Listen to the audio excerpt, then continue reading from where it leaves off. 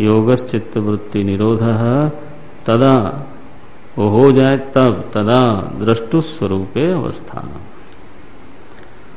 तो द्रष्टु स्वरूपे अवस्थानम माने चैतन्य रूपेण अवस्थानम, चिन्ह मात्र रूप से जो हमारी अवस्थिति है, बस प्रकृति से वियुक्त,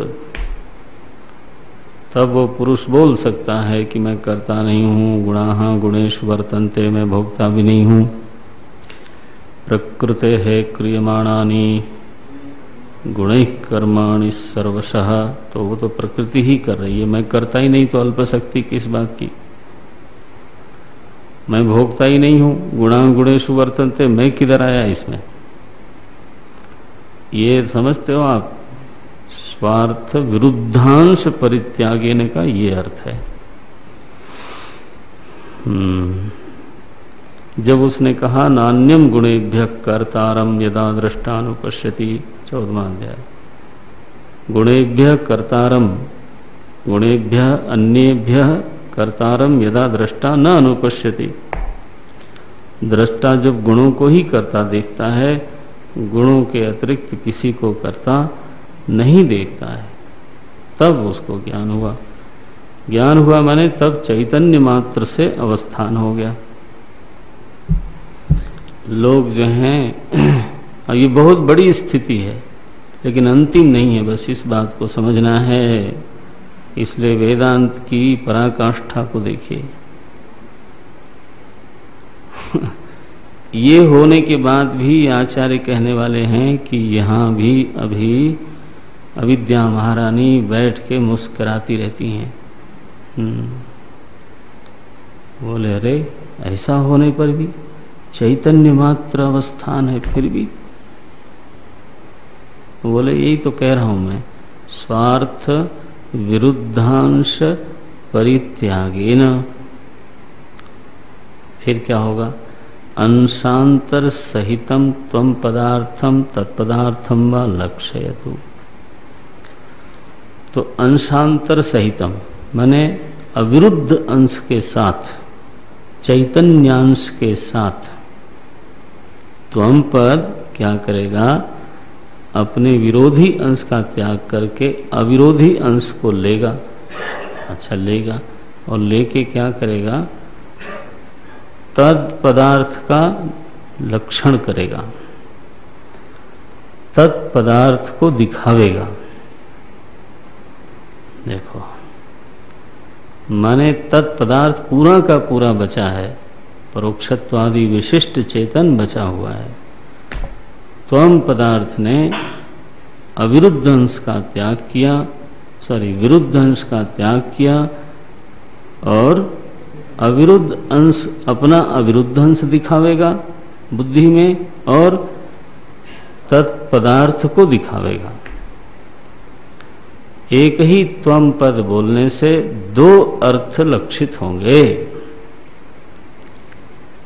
क्या क्या लक्षित होगा भाई?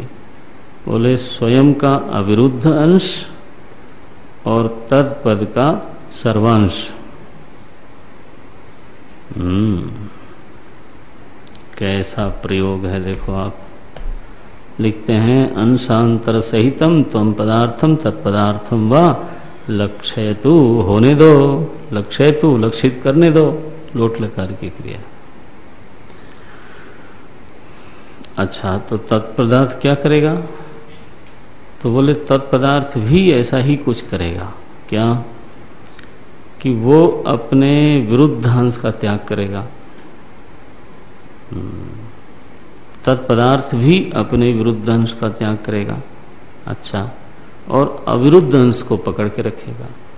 अच्छा, तो अपने अविरुद्ध अंश को प्रकाशित करते हुए त्वम पदार्थ को लक्षित करेगा,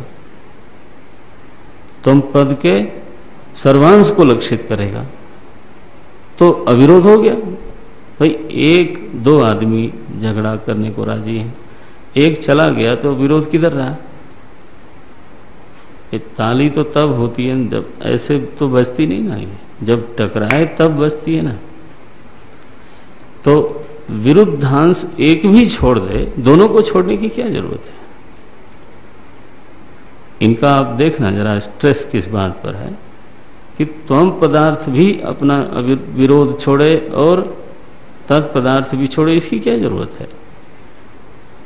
अगर त्वम पदार्थ ने विरुद्धांश का त्याग कर दिया तो एकत्व का अर्थ प्रकट हो जाएगा, विरोध का परिहार हो जाएगा। लक्षणा तो हम केवल इसलिए ले रहे हैं ना कि विरोध का परिहार हो जाए। तो दोनों के विरुद्धांश के परित्याग की आवश्यकता नहीं जान पड़ती।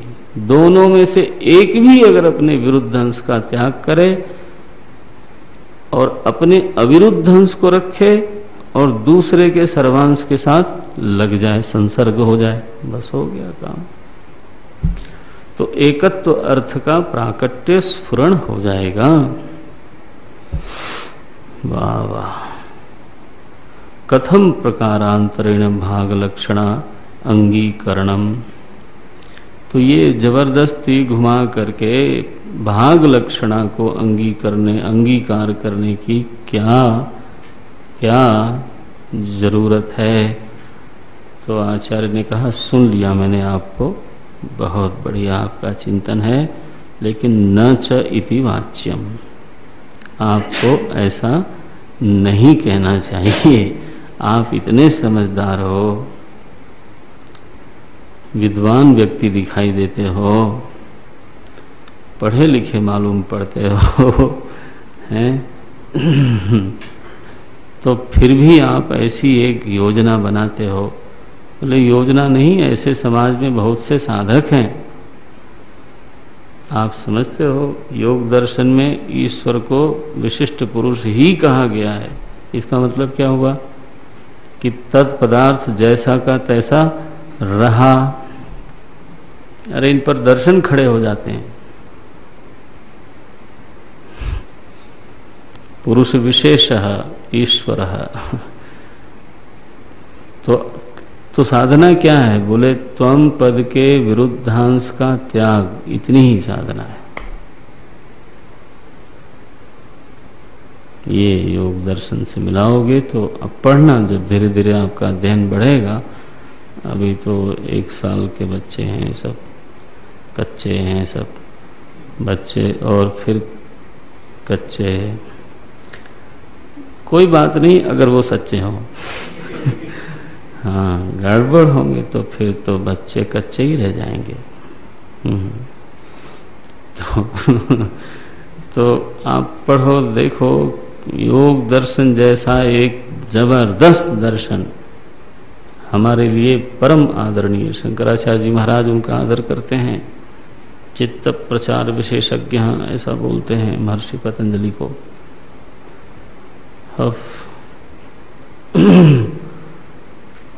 आप देखोगे तो उनके दर्शन में लगभग ये बात कही गई है। मैं लगभग लगा देता हूं नम्रता से। तो अविरुद्ध अंश का ग्रहण है वहां पर, चैतन्य मात्र उसका ग्रहण है, और कर्तृत्व भोक्तृत्व आदि ज्ञान शक्ति इत्यादि का त्याग है वहां पर, और ईश्वर तत्पद का पूरा संरक्षण है।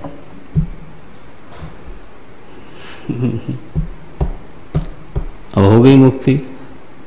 आचार्य कमाल करते हैं सदानंद स्वामी जी।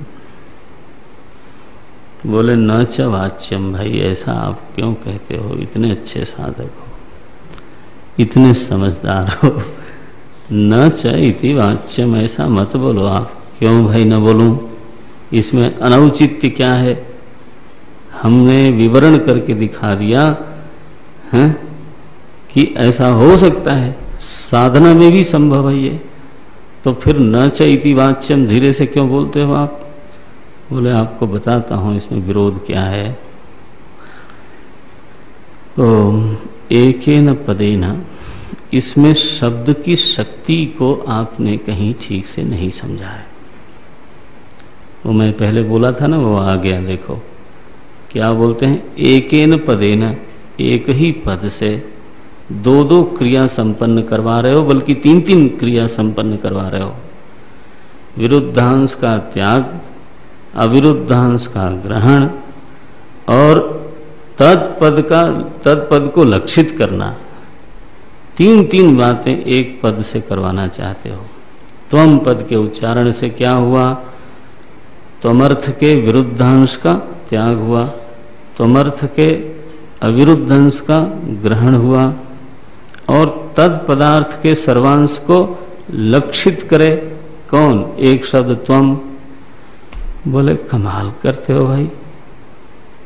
शब्द की प्रकृति ये है कि वो एक बार क्रिया करके निवृत्त हो जाती है, बस। बोले तो ऐसा ही हुआ कि एक आदमी को आपने धक्का दिया, वो गिरा, फिर उसी धक्के से आपने उठा भी दिया उसको, उसी धक्के से सहला भी दिया उसको। अरे क्रिया अपना फल दे करके निवृत्त हो जाती है। एकेन पदेन स्वार्थांश पदार्थांतर उभय लक्षणायाः असंभवात्, ये हेतु है। क्या जबरदस्त हेतु दिया है। आप समझते हो एक ही पद से स्वार्थ का और पदार्थांतर का, अपने अर्थ का और दूसरे पद के अर्थ का लक्षण करना असंभव है। पद तो अपने ही अर्थ का लक्षण करता है, और अगर ऐसा नहीं किया उसने, मान लीजिए, तो वो फिर अन्यार्थ को ही लक्षित करेगा, फिर स्वार्थ का त्याग करेगा। जैसे गंगायाम घोषः में गंगा पद ने स्वार्थ को लक्षित नहीं किया, किसको लक्षित किया? तीर को लक्षित किया, तो पदार्थांतर है। पदार्थ तो आप समझ गए होंगे, पद का अर्थ। देखो, अन्यार्थ को लक्षित किया। गंगा पद ने स्वार्थ को लक्षित नहीं किया, बल्कि अन्यार्थ को लक्षित किया। वो तो संभव है, लेकिन फिर आप कहो कि गंगा पद गंगा स्वार्थ को भी लक्षित करे, फिर अन्यार्थ को भी लक्षित करे, ये नहीं होगा। एकेन पदेन स्वार्थ अंश पदार्थांतर उभय लक्षणायाः असंभवात्, दोनों की लक्षणा की असंभावना है। बोले अच्छा, हाँ बिल्कुल, कोई भी करके दिखाओ आप, ये संभव ही नहीं दिखाई देता है। नारायण, ये तो कस के लगा दिया उन्होंने इस पर। इस शब्द की प्रकृति से इनके हेतु को तोड़ा है। अच्छा, दूसरा हेतु भी दिया उसमें। क्या बोलते हैं वो? तदर्थ प्रतीतौ असंभवात् पदांतरेण तदर्थ प्रतीतौ लक्षणया पुनः तत्प्रतीति अपेक्षा अभावात्। बोले पदांतर से जब अपने अर्थ का प्रकाश हो ही रहा है, माने तत्पद जब तदपद को प्रकाशित कर ही रहा है, तो त्वम पद उसको प्रकाशित करे, इसकी आवश्यकता क्या है? भाई मैं खुद चल सकता हूं तो दूसरा मुझे कंधे पे उठाए, उसकी क्या मतलब है? उसका क्या लिखते हैं? पदांतरेण। पदांतरेण कौन है यहां पर? तत्पद। पदांतरेण तदर्थ प्रतीतौ, पदांतर से तत् अर्थ की प्रतीति तो हो ही रही है। तत् शब्द का उच्चारण करने से परोक्षत्वादि विशिष्ट चैतन्य, ये अर्थ तो स्फुरित हो ही रहा है। इस अर्थ को पुनः स्फुरित करने के लिए क्या लिखते हैं? लक्षणया पुनः तद प्रतीति अपेक्षा अभावात्। अब लक्षणा से आप चाहते हो कि जो पहले से ही प्रतीत अर्थ था उसकी फिर से प्रतीति कराई जाए। तत्पद से तत्पदार्थ पहले से ही प्रतीत हो गया था, अब आप कहते हो कि नहीं, त्वम पद क्या करेगा? त्वम पद अपने अविरुद्ध अंश का विरुद्ध अंश का त्याग करेगा, अविरुद्ध अंश सहित हो। तो अविरुद्ध अंश के साथ तत्पदार्थ को प्रकाशित करेगा जो पहले से ही प्रकाशित हो चुका है। जरूरत क्या है? तदर्थ प्रतीतौ लक्षणया पुनः तत्प्रतीति अपेक्षा असंभवात अभावात। उसकी जरूरत नहीं है तो उसको पुनः प्रकाशित करने की जरूरत क्या है? इसलिए आपके मत के अनुसार तो तत्पद बेकार हो गया।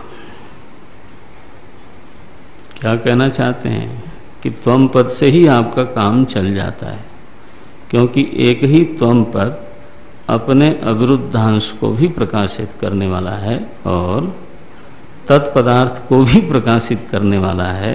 तो ये श्रुति ने तत्पद शब्द का प्रयोग व्यर्थ कर दिया ना। जरूरत क्या रही उसकी? आप तो तत्पद के निषेधक बन गए महाराज, उसको तो आपने व्यर्थ कर दिया। या तत्पद को ही रखो, त्वम पद गायब करो, क्योंकि तत्पद अपने अविरुद्धांश का त्याग करेगा, विरुद्धांश का त्याग करेगा, अविरुद्धांश को रखेगा, ग्रहण करेगा, और त्वम पद को त्वम पदार्थ को प्रकाशित करेगा। जरूरत क्या है त्वम पद की? फिर एक ही को रखो ना। श्रुति ने ये तत् और त्वम दो पदों का प्रयोग व्यर्थ कर दिया। गौरव दोष आ गया श्रुति में। एक पद से जो काम चल रहा था तो उसमें दो पद लगाने की क्या जरूरत थी? तो बोले न तो अपेक्षा है पदार्थांतर के प्रकाश की, न तो अपेक्षा है, और न तो एक ही शब्द में ये शक्ति है कि वो स्वार्थ को भी प्रकाशित करे और पदार्थांतर को भी प्रकाशित करे। ये दो शक्तियां शब्द में नहीं होती। एकेन पदेन, देखो क्या बढ़िया, एकेन पदेन स्वार्थांश पदार्थांतर उभय लक्षणायाः असंभवात्, एक हेतु। दूसरा, पदांतरेण तदर्थ प्रतीतौ लक्षणया पुनः तत्प्रतीति अपेक्षा अभावात् च। दो हेतुओं से ये आपकी बात सही नहीं समझ में आती। इसलिए न च इति वाच्यम, कृपा करके आप समझदार हो, है ना, आपको ऐसा नहीं कहना चाहिए था। बोले महाराज आपने बड़े कायदे से हमको रोक दिया, बोलने भी नहीं देते। अब आप बोलो क्या कहना चाहते हो? बोले वो तो बताता हूं। देखो, अजहत लक्षणा से संभव नहीं, जहत लक्षणा से संभव नहीं, प्रकारांतर से संभव नहीं, अविधा वृत्ति से संभव नहीं, न विशिष्ट से, न संसर्ग से, न अभेद संसर्ग से। क्या हेयर स्प्लिटिंग जिसको बोलते हैं, ये खींच के रख दिया इस अथ महावाक्यार्थो वर्ण्यते। तो महावाक्यार्थ का वर्णन होता है कि यह वाक्य विचारशील, श्रवण संपन्न, मनन संपन्न साधक के हृदय में यह महावाक्य किस प्रकार से अपने अर्थ को प्रकट करता है, इसकी प्रक्रिया का यहाँ विश्लेषण हो रहा है। देखो जी, क्या क्या संभावनाएं थी, सारी संभावनाओं को उन्होंने सामने कर दिया। अब देखो, तस्मात् लगाते हैं। अब तस्मात् यथा सोयम देवदत्त इति वाक्यम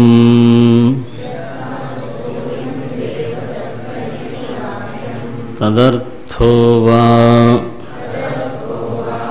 तत्काल एतत्काल विशिष्ट देवदत्त लक्षणस्य वाक्यार्थस्य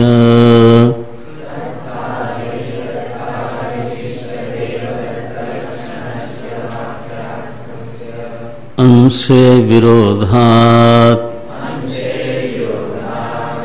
विरुद्ध तत्काल ये तत्काल विशिष्टत्वांशम्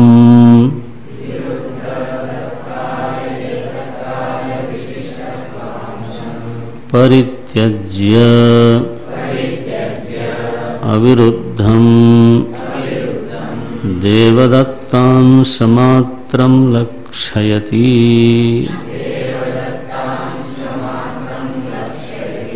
तथा तत्त्वमसि इति वाक्यं तदर्थो वा परोक्षत्वादि विशिष्ट चैतन्यैकत्वलक्षणस्य वाक्यार्थस्य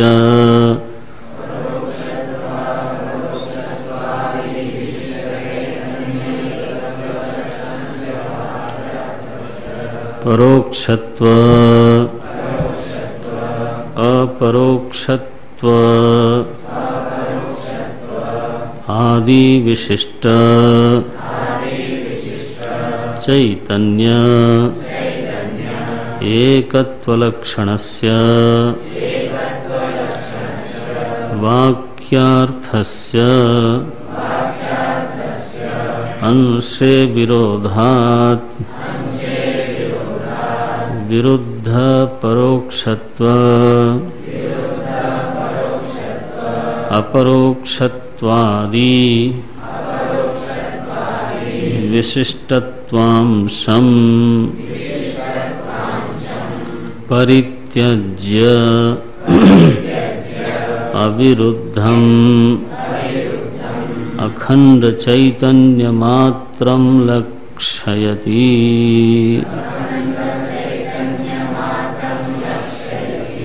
इति तस्मात् इसलिए चूंकि शब्द की जितनी भी प्रवृत्तियां थीं उन सभी प्रवृत्तियों के द्वारा तत्वसी महावाक्य में प्रतिध्वनित होने वाले विरोध का परिहार नहीं हुआ और एकत्व अर्थ की संगति नहीं लगी।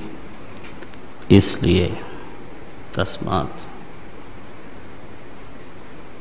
ये वाक्यों को ध्यान से मन में रखना चाहिए। इसलिए तस्मात् इसलिए यथा सोयम देवदत्तः इति वाक्यम सोणो धावति नीलम उत्पलमिति गंगायाम घोष प्रतिवसति, ये सब छोड़िए।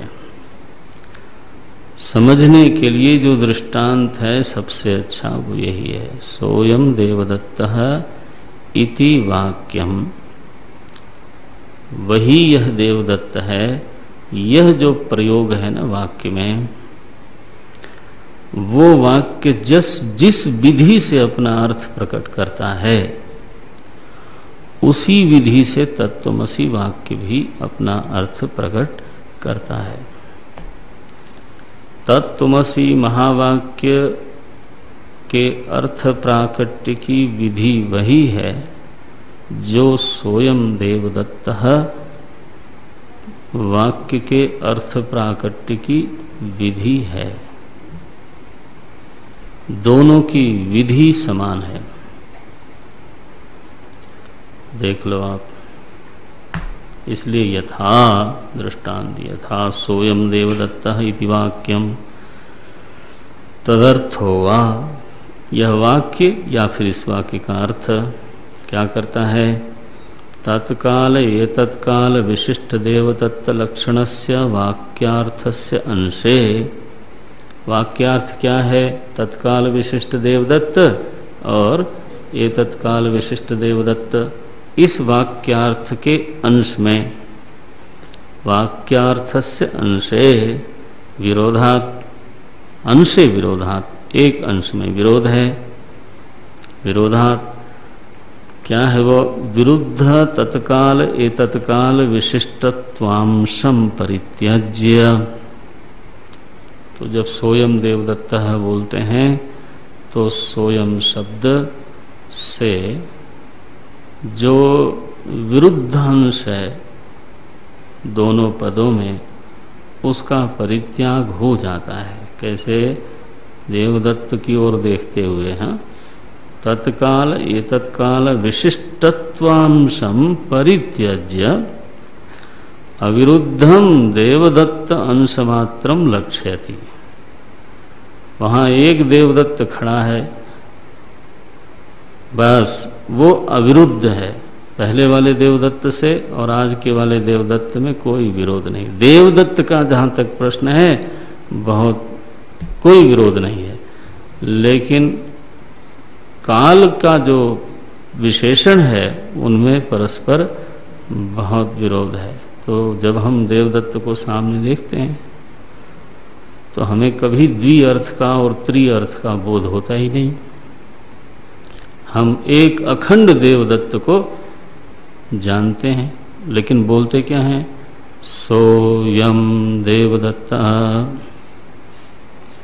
देखो, अखंड देवदत्त को, अविरुद्ध देवदत्त को जान लेते हैं। हालांकि पदों में, पदार्थों में परस्पर एक अंश में विरोध है। ठीक इसी तरह से तथा तत्त्वमसि इति वाक्यम लक्षयति। यह तत्त्वमसि, ये महावाक्य क्या करता है? बोले लक्षण करता है, तो दिखाता है। लक्ष्यति किसको दिखाता है? तो अविरुद्धम अखंड चैतन्य मात्रम लक्ष्यति। यह महावाक्य अविरुद्ध अखंड चेतन को, चेतन मात्र को लक्षित करता है। कैसे? तो बोले तत्त्वमसीति वाक्यम तदर्थो वा परोक्षत्व अपरोक्षत्वादि विशिष्ट चैतन्यैकत्व लक्षणस्य वाक्यार्थस्य। तत्त्वमसी महावाक्य का वाक्यार्थ क्या है? बोले परोक्षत्व अपरोक्षत्वादि विशिष्ट चेतन एक है। 80 पद से एक है। वो एक पर ही तो नहीं आ रहे हैं, वो विरुद्धांश हमको परेशान किए हुए हैं। तो बोलते हैं अंशे विरोधात्, अंश में ही विरोध है। तो विरुद्ध परोक्षत्व अपरोक्षत्वादि विशिष्टत्वांशम परित्यज्य करना ये पड़ेगा कि जो विरुद्धांश है दोनों का, एक का नहीं, दोनों का जो विरुद्धांश है उसका त्याग करना पड़ेगा। देखो, परोक्षत्व अपरोक्षत्वादि विशिष्टत्वांशम परित्यज्य। तो वेदांत की साधना ये हुई कि त्वम पदार्थ में से जीवत्व का पूरी तरह से त्याग हो और तत्पदार्थ में से ईश्वरत्व का भी पूरी तरह से परित्याग हो। बोले महाराज जीवत्व का त्याग तो आपने एक दिन कहा था कि धर्म, कर्म योग, भक्ति योग, अष्टांग योग आदि के द्वारा तो चेतन मात्र में अवस्थिति हो जाएगी, जीवत्व का त्याग हो जाएगा। अब ईश्वर के परोक्षत्वादि गुणों का त्याग कैसे हुए?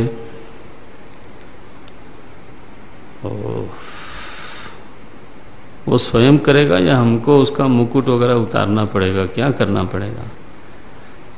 तो बोले सच बात ये थी कि उसने मुकुट पहना ही नहीं था।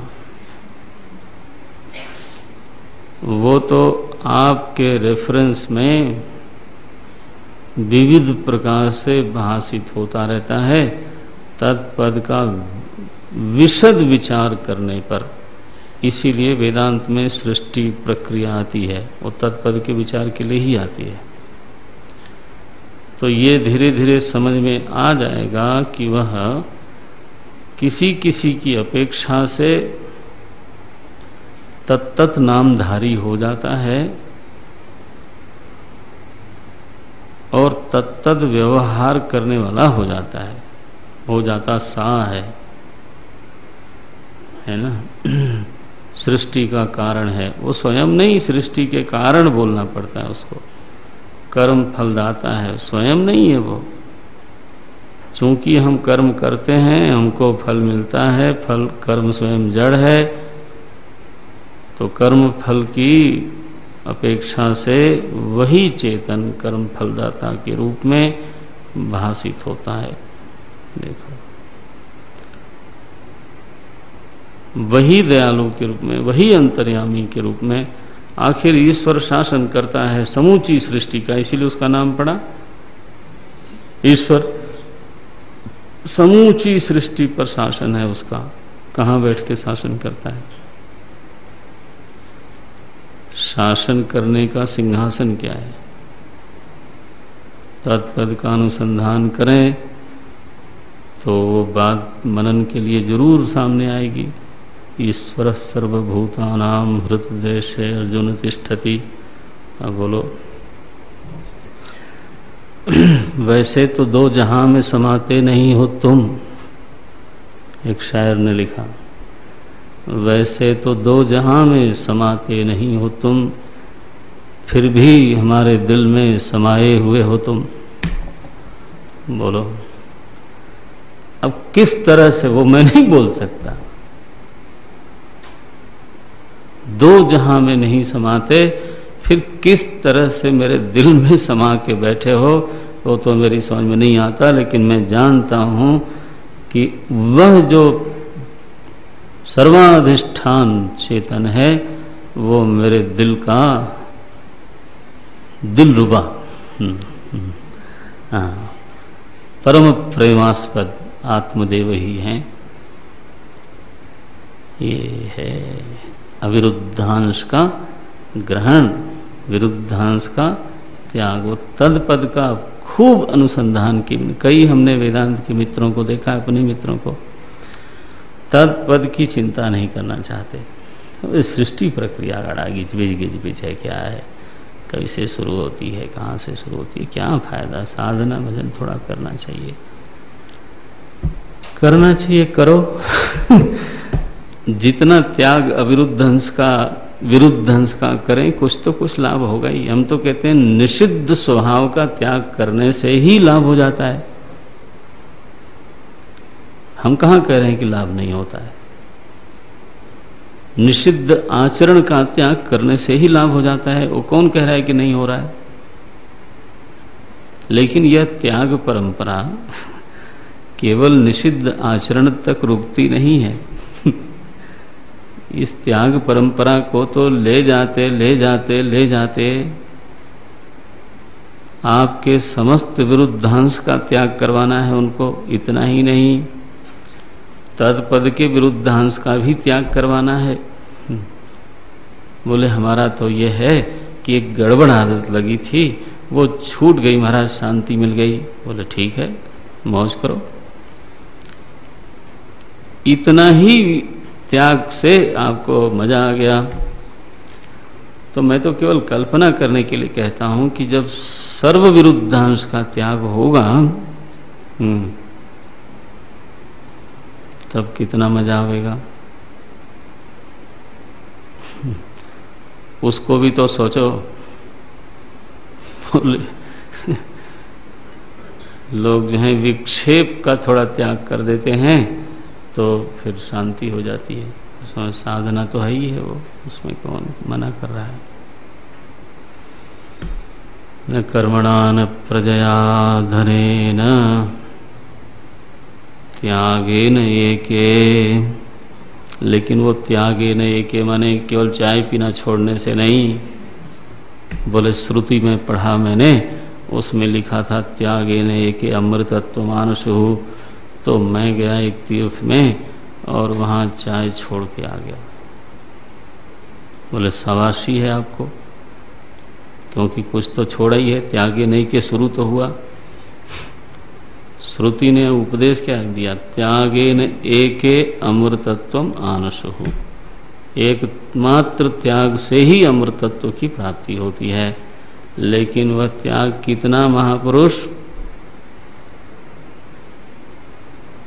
धर्म से निषिद्धाचरण की, कर्मयोग से कर्तृत्व भोक्तृत्व का शिथिलीकरण, भक्ति योग से और शिथिलीकरण, अष्टांग योग से त्रिगुणादि का त्याग। कहिए तात सो ज्ञानी नहीं कहा गोस्वामी जी ने, कहिए तात सो परम विरागी, तृण सम तीन गुण, तृण सम सिद्धि तीन गुण त्यागी। देखो ये त्यागी इतना बड़ा भी होता है, तृण सम सिद्धि तीन गुण त्यागी। अरे ये तो अपना ही त्याग हुआ अभी विरुद्धांश का। अभी तो तत्पदार्थ के विरुद्धांश का भी त्याग होना है।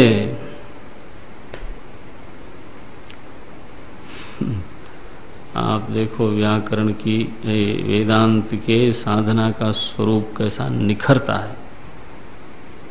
जो जितना त्याग करे उसको उतनी मात्रा में लाभ तो होने वाला है, कोई मना नहीं करता। वेदांत तो अविरोधी दर्शन है ना, बिल्कुल अविरोधी दर्शन है महाराज। वो कहते हैं अगर तत्पदार्थ का ही विरुद्धांश आपने छोड़ दिया या नहीं भी छोड़ा, मैं कहता हूं तत्पदार्थ को अहम पदार्थ से जोड़ दिया आपने, अहंग्रहोपासना की, तो भी लाभ होगा। लेकिन लाभ होना और परमार्थ में तो अंतर रहता ही है। ये धीरे धीरे बात समझ में आ जाएगी, लेकिन ये है कि जिसको समझ में आ जाए तो समझो बहुत अच्छी बात है।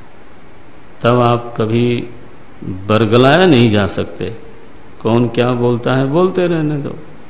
आपने इतनी खिचड़ी पहले ही पका ली है कि कोई पूर्व पक्ष बच नहीं सकता। वो क्या पूर्व पक्ष जो दुनिया में लोग खड़ा करते हैं वो बच्चे होते हैं, उनको तो समझ ही नहीं है कि प्रश्न कितने बड़े किए जा सकते हैं। जितनी संभावनाएं हैं वो तो पहले ही, ये छोटा ग्रंथ है फिर भी मैंने बोला आपको, वो जब बड़े बड़े लोग आते हैं तो महाराज ओम नमो नारायण, तब तो वो एंजॉय करने वाली बात होती है। तो देखो ये बोलते हैं परोक्षत्व विरुद्ध परोक्षत्व अपरोक्षत्वादि विशिष्टत्वांशम परित्यज्य, ये त्यागे नहीं के हुआ। अविरुद्धम अखंड चैतन्य मात्रम लक्ष्यति इति। तो ये दोनों का ही महाराज कैसे त्याग कर दिया उसने? बोले अभी तो बताया तो ठीक, लेकिन त्याग करते हैं तो कहीं रखते भी तो है ना। ये विरुद्ध हंस का त्याग करके कहां रखा इन दोनों को?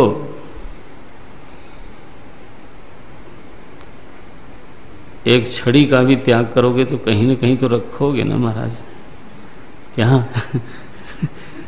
तो ये विरुद्ध हंस का त्याग करके कहाँ रखा? बोले रखा क्या, इनको मिथ्या कर दिया दोनों को। ये आए हमारे वेदांत केसरी महाराज। त्याग तो क्या है, बाध ही त्याग है। बना बाध ही त्याग है, विरुद्धांश बिल्कुल मिथ्या है। हुआ ही नहीं तो त्याग क्या करना? पहले तो त्याग करना पड़ेगा, लेकिन बाद में असल में जो वेदांत की असली मार है वो क्या है? और बोले कर्तृत्व का मैंने त्याग नहीं किया महाप्रभु, कर्तृत्व तो कभी था नहीं। निर्विकार चेतन में कर्तृत्व की भ्रांति थी, वो हरिओम हो गई अधिष्ठान ज्ञान से। और निर्विकार चेतन में इसी कर्तृत्व के कारण ईश्वरत्व की भी, जी बोलने में डर लगता है, चलो डर लो। हाँ, तब तक नहीं बोलना, माने समाज में जब तक कर्तृत्व है, अल्पज्ञत्व है, ये है वो है, तब तक बिल्कुल मत बोलना।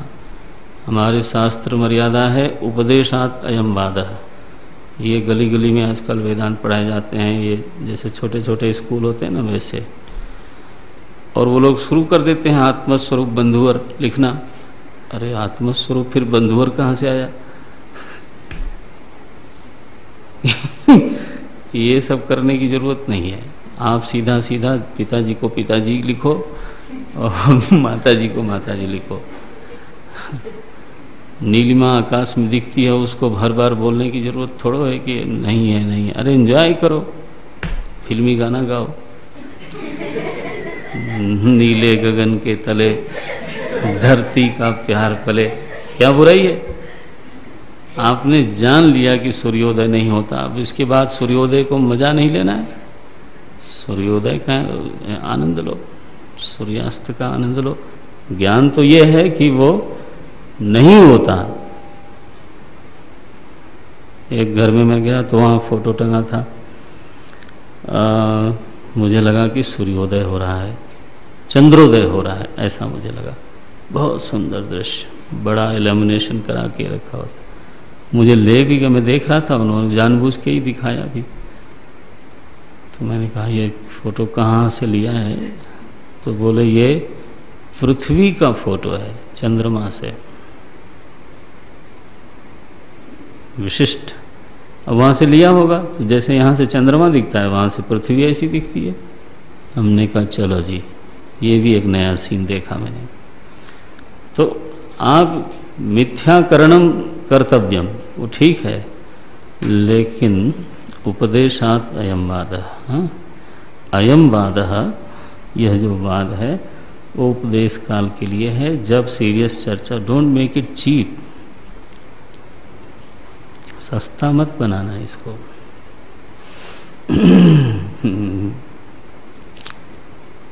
नहीं तो वेदांत की बड़ी निंदा हो जाती है। हमारे पूज्य आचार्यों ने कभी ऐसा नहीं किया।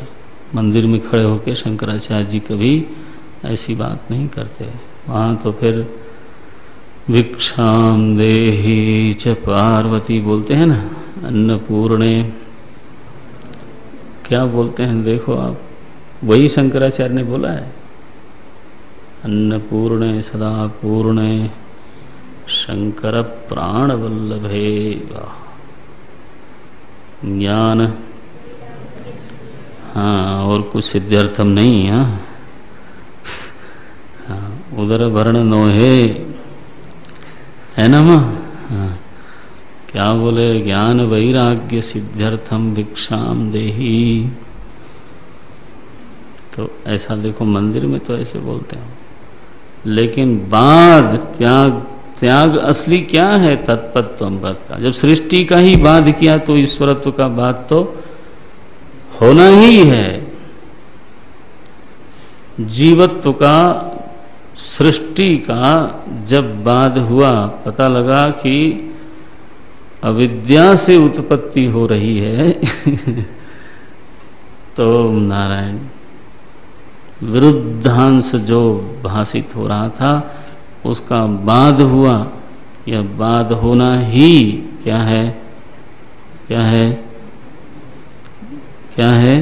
त्याग है। वही डरते हो या भूल जाते हो, बाध होना ही त्याग है। तब अखंड चैतन्य मात्रम लक्ष्यति। अखंड चैतन्य का अभिप्राय है अद्वितीय चेतन। हाँ, ये अद्वैत बोध हुआ। चैतन्यातिरिक्तम न किंचिद अस्ति। यह बोध स्फुरित हुआ महावाक्य के द्वारा। इसको बोलते हैं अद्वैत बोध, चैतन्य बोध नहीं। क्या बोलेंगे? अद्वैत बोध। अच्छा, ये भी मत बोलना कि एकत्व का बोध हुआ, ये भी शब्द ठीक नहीं है। हमारे यहाँ एकत्ववादी नहीं है हम लोग। मोनोलिज्म एक फिलॉसफी है, वेस्टर्न फिलॉसफी है। एकत्ववाद, एकत्ववाद नहीं है हमारा। जो लोग